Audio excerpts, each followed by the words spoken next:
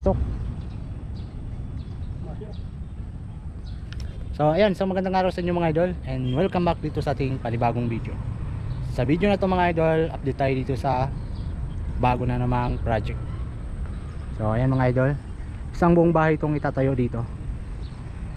Kasama ko nga pala si Boss Rodel, ang inyong lingkod na pintor. So ang akin nga palang ginagawa dito mga idol, nag-wiring ako ng ano nila dito, power supply. So ito yung ginawa natin. So ito yung setup natin, tagdalawa to mga idol, bali apat, double siya. And ginamit natin dito si Omni. So may tutorial ako dito paano ang connection nito. Then ang circuit breaker natin is 30 amperes. So ito yung source, dito nakakabit yung source.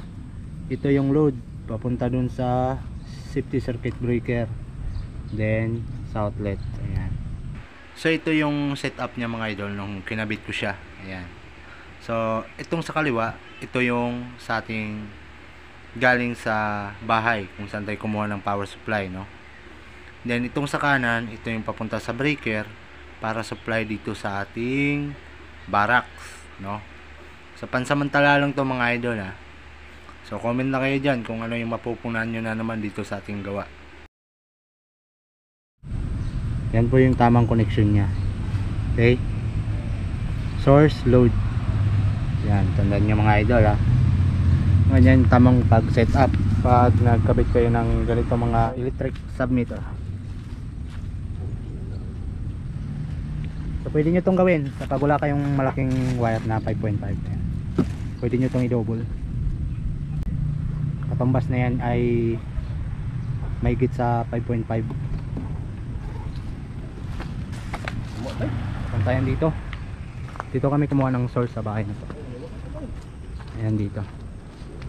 Kain na kami mga idol. Gutom na ba? Kain na kami.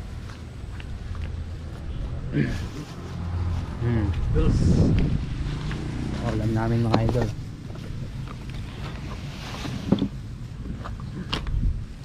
Itong gamit natin. Kaunta kaon. Kain muna yung mga kaunta mga idol. Bago nga namin apply mga idol ng labor mga idol. Shout out. Galing pa ka na. Asa probinsya ni mo bay? Ha? Masbate. Masbate. Layo pa na. Hindi ka magbisaya dahil sa Masbate. Isla lang sana.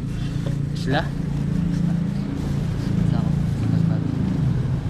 Tabukunon man ninyo dahil.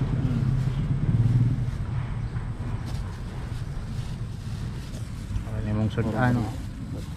Mga unta, mga on. Ngaunta ninyo guys. Mga unta ninyo guys. Gutom na mga chicken. Oh, paboy na, mga chuy. Utang kabit. Wala yung kinabuhi taong construction worker mga idol. Pero okay na yung trabaho kay marangal man eh. Okay ra kayo ay. Marangal ang trabaho ana. Okay Saba kayo. mo. Shoutout nga pala tayo sa mga kamaster natin dyan na always na sumusuporta sa ating mga video. So doon nga pala sa ating mga buzzer. Doon sa ating mga buzzer, shoutout sa inyo. I love you sa inyo. Salamat sa mga comment nyo. So dahil sa inyo, hindi ako magpapapikto sa mga sinasabi nyo. Kahit mahina ako, tatanggapin kung mahina ako. Pero tatandaan nyo, balang araw magiging magaling din ako. Okay? So itong video na to mga idol ay gumagawa na kami ng barracks. So ang una namin sinit up dito, siyempre paglalagyan ng sahig. So install muna kami ng para sa sahig. Ang kinuna namin ng sukat is itong 8 feet na pinulik. So yun yung magiging sahig niya dito sa kanilang barracks. So bago kami nagtayo ng pinaka-poste niya, install muna kami ng para sa sahig, no? So ganun lang kasimple kapag nagtayo ng barracks. So medyo tinasa namin mula sa lupa kasi bahain do dito pag malakas yung ulan.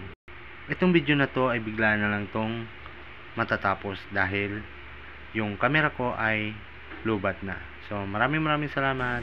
Kita kids sa next video mga idol.